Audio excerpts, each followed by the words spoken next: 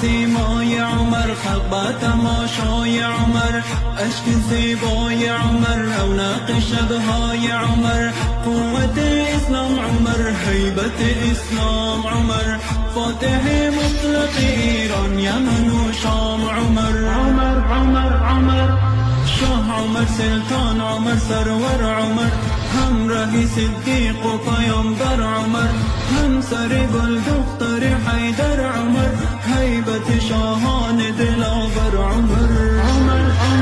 مرد میدان عمر، سید و سلطان عمر، شاه خوشنام عمر، فخر گلستان عمر، آنکه بالا گوهر است، عزت نام بشر است، هر زمان تاج سر است، حضرت فاروق عمر.